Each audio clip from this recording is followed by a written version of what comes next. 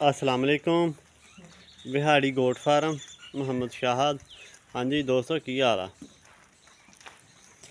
अच्छा दोस्तों, ए तुसी देख सकते हो कि इस टाइम बकरियां जंतर खा रही वा। ए साबत जंतर ए जानवर खा रहे हैं। तो जंतर जिहड़ा है वा ये असी पाई दा वा कुतर के मशीन इनू कट के लिया के तो कुतर के इनू पाई दा वा। तो अज इन्होंने साबत ही अज जंतर अज इन्होंने पाता वा। तो पाया क्यों हैगा वा क्योंकि अज लाइट है कोई नहीं हो। लाइट कल दी गई हुई आ क्योंकि कल काफ़ी तेज़ हनेरी चली आ जिहदी वजह तो कोई खंबे खुंबे जिहड़े साडे इधर डिग पे हुए आ। कोई तारां टुट गईयां, कोई खंबे, कोई हनेरी काफ़ी तेज़ सीगी जिहदी वजह तो अज बल्कि कल 2 बजे दी लाइट जिहड़ी गई हुई है तकरीबन 24 घंटे हो चुके आ। लाइट आई नहीं है, रात भी नहीं आई सी, 24 घंटे हो चुके हैं जिहदी वजह तो अज फिर जंतर जिहड़ा वा और साबत ही अज इन्हों पा रहे हैं। यह देख लो साबत यह कि इस तरह नुकसान बहुत कर दियाँ। हुण तुसीं देख सकते हो यह थल्ले कुछ जाया करनगियां, कुछ खा जाणगियां। अक्सर मैं देखा दोस्त जिहड़े साबत ही पाते। बाकी असी शुरू तो एक रूटीन बनाई हुई है कि असी जदों भी इन्हों पाना हैगा वा असी कुतर के पाई दा वा। तो उहदे नाल ये हुंदा वा कि फिर ज़ाया नहीं हुंदा, बिल्कुल नहीं हुंदा। वो फिर अच्छे तरीके नाल खा भी जांदियां वा। इस तरह हुण इन्होंने नखरे कर करके इन्होंने खाना वा तो कुछ थल्ले डिग पेगा। एक एंड ते जाके फिर जो नहीं लभेगा थल्लों खा तो लैणगियां। बाकी बिल्कुल सफाई नहीं इन्होंने करनी है जिस तरह के कुतर के जिस तरह खांदियां वा। जो इस करके फिर कुतर के जिहड़ा वा पाई दा वा।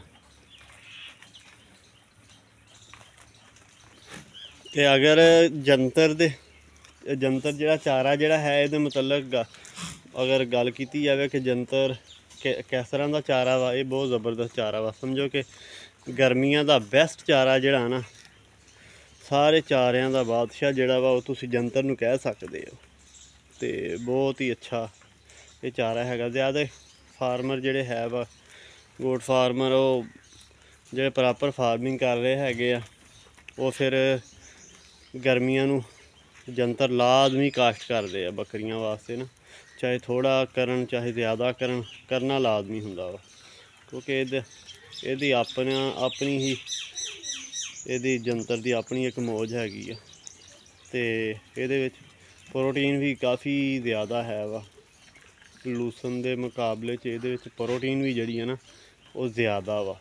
तो प्रोटीन इहदी अगर जे सही प्रोटीन की गल की जाए कि इहदे विच प्रोटीन किदों ज़्यादा हुंदी है जदों फली ते आ जाता वा। अज इस तरह कि मैं हुण तुहानूं दिखाना वा। ए तुसीं देख सकते हो, ए देखो इस तरह ये फली ते आया होवे फिर ठीक आ। जदों इहदे विच दाना बन जाए कच्चा पक्का जदों होवे उदों अगर जे बकरियां जिस तरह हुण ए खा रही हैगियां इत्थे आके जदों खाणगियां तो समझो ये एक तुहाडा वंडे तो भी ज़्यादा ही काम करेगा है जिहड़ा है वा जंतर। तो अगर जे वैसे इहदे नाल पत्ता होवे वो फिर इन्ना कोई खास काम भी नहीं करता हैगा। तो जिन्ना ज़्यादा फली तो जदों आंदा हैगा वा उदों ही काम करता वा। तो कई बंदे जिहड़े है वा इहदी हे भी बना के रख लेंदे आ। बाकी असी नहीं अज तक इहदी हे जिहड़ी बनाई कदी भी। असी सिर्फ गर्मियां दे जिहड़े कोई 2-3 महीने है वा जंतर चलावांगे उस तो बाद जंतर जिहड़ा फिर मौसम वाइज जिहड़ा भी चारा होएगा लूसन या जो भी होएगा। बाकी इस टाइम भी असी जिहड़ा इन्हां नूं चला रहे हैं ना जंतर सिर्फ एक टाइम ही असी जंतर पाना हुंदा। फिर उस तो बाद फिर होर चारा जिहड़ा इस्तेमाल करीदा वा कि सारा दिन असी जंतर नहीं चलाने हुन्ने। तो क्योंकि इस टाइम भी बकरियां जिहड़ा वा पहले टाइम जिहड़ा वा वो वंडे का इस्तेमाल करवाई दा वा। यह कि हुण जिद्दन दा जंतर शुरू हो गया है वा उदों दा वंडा जिहड़ा वा कम कर दिता होया वा।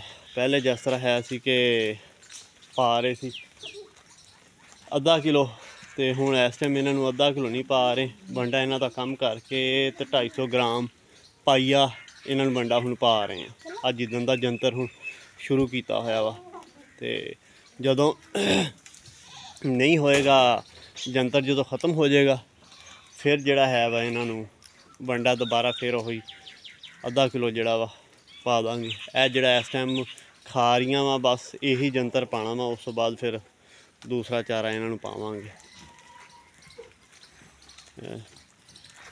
ਬਾਕੀ ਕਈ ਦੋਸਤ ਕਹਿੰਦੇ ਆ ਜੀ ਜੰਤਰ ਗਰਮ ਬਹੁਤ ਆ।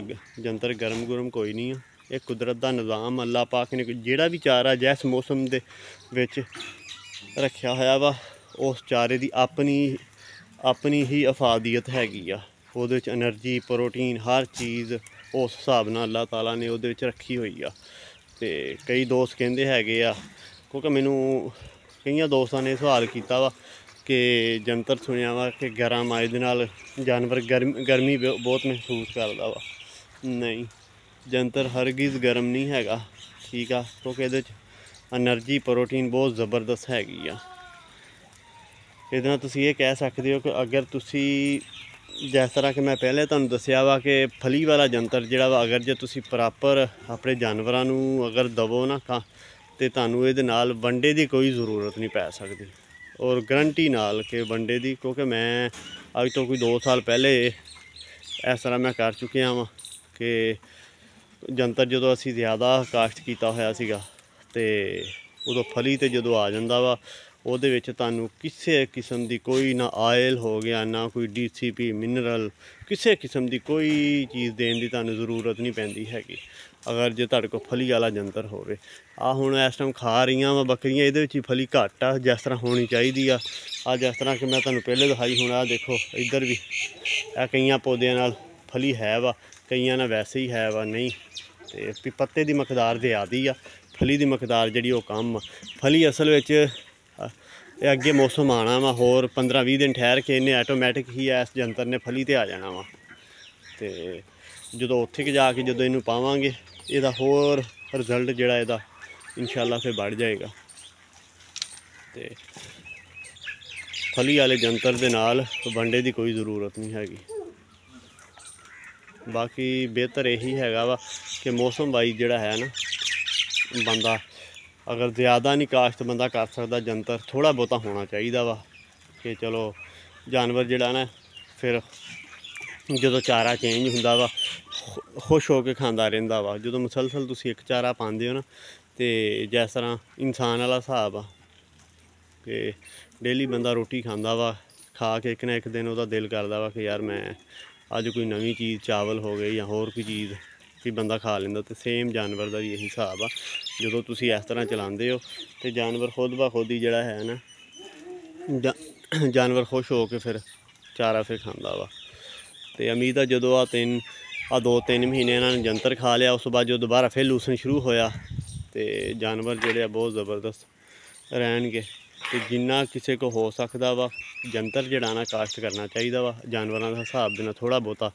ਚਲੋ ਇੱਕ ਟਾਈਮ ਜਿਹੜਾ ਵਾ ਜੰਤਰ ਲਾਜ਼ਮੀ ਥੋੜ੍ਹਾ ਬਹੁਤਾ ਜਿਹੜਾ ਨਾ, ਜਿਸ ਤਰ੍ਹਾਂ ਗਿਆ ਹੁਣ ਤੁਸੀਂ ਦੇਖ ਸਕਦੇ ਹੋ ਕਿ ਜੰਤਰ ਇਹਨਾਂ ਨੂੰ ਪਾਉਣਾ ਚਾਹੀਦਾ ਜਾਨਵਰਾਂ ਨੂੰ। ਓਕੇ ਜੀ, ਅੱਲਾ ਹਾਫਿਜ਼।